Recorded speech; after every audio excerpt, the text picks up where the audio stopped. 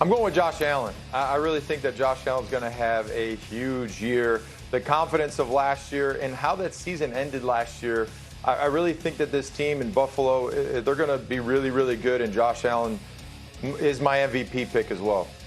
So that's one vote for Josh Allen. Kmart, who's going to have the most passing yards? I am with everything Ninko said, except since Patrick Mahomes became the Chiefs starter in 2018, he leads all NFL quarterbacks in a lot of categories, including passing yards and passing touchdowns, which is why, as much as I love Josh Allen and think he's my favorite to be Super Bowl MVP, I think Mahomes will actually throw more passing yards. Booger McFarland, who's going to lead the league in passing yards this year? Greeny, I'm going with Justin Herbert. I think through his first couple years in the league, nobody has thrown for as many yards. I think Himbo can pull up and correct me if I'm right or wrong on that stat. And so if you look at what the Chargers want to do, Greeny, I think they're going to unleash Justin Herbert, and they're going to make sure that the NFL knows that this man is the real deal. Now, I think it's going to come down between him and Josh Allen for the MVP, Mike Williams, Keenan Allen. I can go on and on. This offense is going to be absolutely dynamite in Los Angeles. You know what was fascinating to me was how each of you got closer and closer to the right answer. And yes. You worked your way into the division. Booger worked his way through some of the weapons. Do you know who else is a quarterback in that division with even better weapons? Yeah. Derek Carr. Do not sleep on the Raiders with Josh McDaniels as their coach, and he is going to be an outstanding second-year coach. Darren Waller, Hunter Renfrow, and oh, by the way, they just added the best receiver in the entire National Football League in Devontae Adams. People are sleeping, and they play in that division with a bad defense, which means they're going to need to score 45 points every single week. Carr will be throwing the ball in the fourth quarter of 17 games this year. Derek Carr is going to wind up leading the league in passing yards. How do you like that, Martin? I actually like that. I'm really excited about the Raiders. So I'm shocked. I thought you were going to say like Joe Burrow or something. No, not Joe Burrow. It was either Derek Carr or Zach Wilson. If Zach were healthy, I would go Zach. But he's going to miss a game or two at the beginning. That'll be the difference. Outside, Zach will only throw for 5,000. A lot of stuff going on. He does not want to have a lot of sacks or a lot of hits on the quarterback this year. The Bucs have to protect Tom Brady from the inside out. That means protect him from the inside. If you're another team, a defense, you're trying to go straight up the middle at him. All right, so you're worried about that. I'm worried about that. Bruce Arians, not so worried about that. He was on First Take yesterday. Here's what he said about Brady and the Bucs. Listen.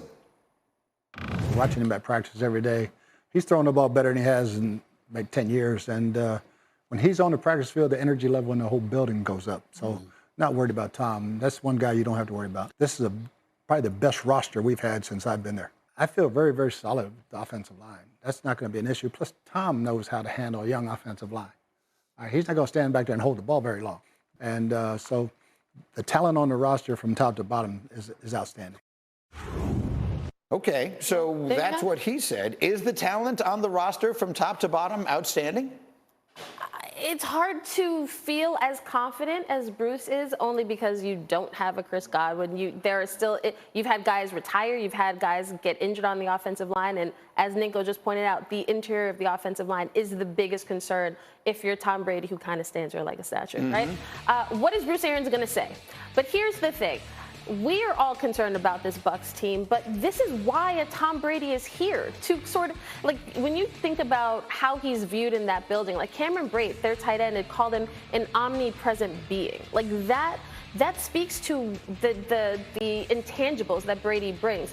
Whenever he's on the field, you know we got a shot because 12's here. And guys talked about even him missing those 11 games, those 11 days of training camp. They talked about how his presence was missed. I think internally, they're a lot happier with their roster. They have recent draft picks from 2021 this year on the offensive line, unproven, but guys that they are high on. We just haven't seen them actually in games. So they have a chance to prove that they're good. Well, that's something they may know that we don't. Ninko, when he got there were a lot of names we knew. You looked on the backs of the jerseys and you knew all these guys. There are fewer of those guys now. So I guess that is the question. I'll ask it to you the same way. Bruce Arians sounds incredibly optimistic. Are you as optimistic for your buddy Brady as he is?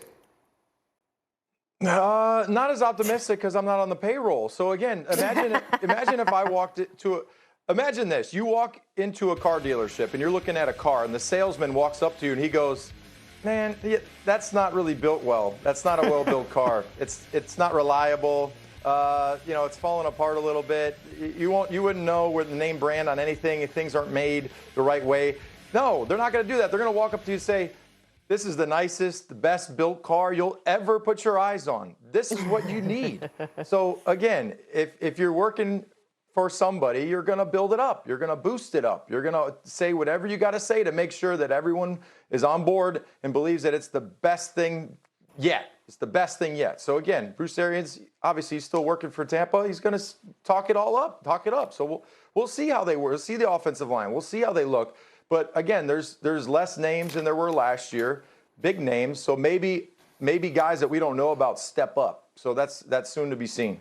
It's an interesting scenario to me because the perception, I think, was that Brady wanted to leave New England in part because too much was on him. It was all about him needing to get it done. It feels, before the season kicks off, like he's in a similar situation now. We'll see. All right, second round U.S. Open coverage continues today. 11 more hours on ESPN starting noon Eastern. Want to make sure you know that Serena plays tonight in what is her swan song at the U.S. Open, and we'll see if she can keep the dream alive tonight. She's playing the second seed, Annette Kontaveit.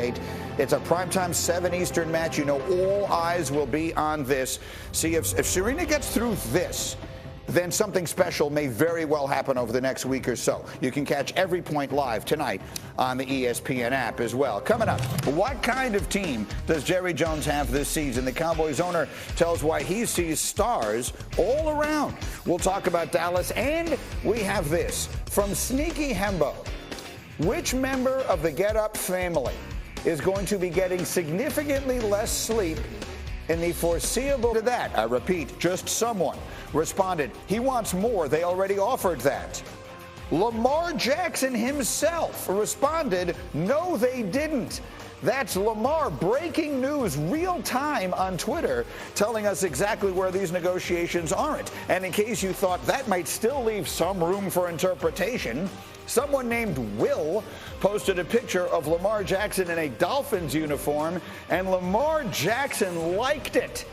In this day and age, that is tantamount to demanding a trade. I don't know what else to say. Oh, Kimberly Martin, these do not sound like the tweets of a happy person, right, of a happy Raven. This is a guy who is telling the world, this is what this team's not offering me. This is a place where I could see myself being very happy someday. Lamar Jackson is sending a message, isn't he?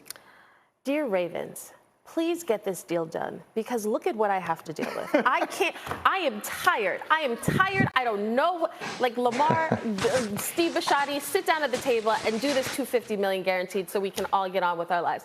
I think until this deal is done, until Lamar gets paid, we will be talking about whether Lamar wants to be in Baltimore when, in all honesty, I think Lamar is really just having fun. I'm trying to be the voice of reason here. I don't think this Florida boy is really saying, I want to go to Miami. I think he just liked to tweet. I think he's having some fun. And Mark Andrews, his tight end, has said this to the media, like he's having fun with all of this. But until this deal is done, it leaves, we're going to fill the silence with our own speculation. And that is why, dear Ravens, it is imperative that before week 1 starts, you guys get this done. Are they going to? Kmart, simply put, are they going to? Because at the end, this may be fun, it may not be fun. His idea of fun may be different from my idea of fun. Okay? I'm not going to quarrel about that. But what I'm going to say is that this does not sound like something you post if you think you're on the 1-yard line of getting a $230 million guaranteed contract. I think Lamar just wants it clear. No, I was not offered $250. I think he wants to set the record straight in some ways that he can. I am not optimistic that it gets done by week 1. And then what? Then this is my life for the next year, that we will be talking about Lamar. I think then it gets into the situation of like the Ravens have control from the standpoint that they can franchise him multiple times. They can go the Kirk Cousins Washington route, which nobody wants to see because both sides want to be together. But once the season starts and they pause negotiations, then everything's on the table. And you know, if they don't want to pay Lamar, somebody will. That is the reality for Baltimore. Somebody will pay this man, and they should. Look, we live in a world now, Ninko, and of course you played not that long ago, but things change pretty fast in the world in which we live today. You lived in a world where the only reaction would be, don't set foot on that field without getting all the guaranteed money, blah, blah, blah. But all of a sudden, in a world where Kirk Cousins, who you just mentioned, without being being the best quarterback in the NFL, has made by far the most money of anyone in the NFL in recent years. And then Dak Prescott suffered the worst thing that could possibly happen, a terrible injury while on the franchise tag, and still managed to get the enormous contract. Are we okay, and by we I guess I mean are you okay, with Lamar Jackson playing this year without a contract extension? That's a really hard question. That's a really tough one because if I'm the agent, I'm looking at he doesn't have an agent. That's the problem. I know. I'm saying if I was his agent, because he doesn't have an agent. So if you're his agent, you're trying to get a deal done. If he doesn't have an agent, who's his voice of reason? Who's helping him along the way and going out there and playing? Me personally, even if I had 150, 200 million, that's so hard to turn it down. It's tough because of the risk involved in his style of play. We know that he's a physical guy. We know he runs. He's always going to be athletic. He's always going to be out of the pocket. That's how he plays football. So, again, there's more risk involved in him playing than a guy that's, say, a pocket quarterback who isn't going to be scrambling and looking for first downs. So, again, I personally would want him to sign a contract and not step foot on a field until he had a contract. But this isn't up to the agent now. This is up to Lamar and his family, whoever's helping him out, to make that decision. So it's going to be whatever he decides to do. You got to say, hey, I support him, because if he goes out there and plays, bets on himself and wins big, he's going to make $300 million. So I think the only thing you worry about is injury, which is a realistic thing in football, obviously. These numbers just keep going up, right? They're not going in the opposite direction. I mean, these numbers are going to keep going up. Joe Burrow, Justin Herbert next year, these numbers are going to go through the roof. All right, we'll see where that goes. Meanwhile, Kmart, a lot of news out there. Let's run the hurry up through a bunch of it, starting in Buffalo.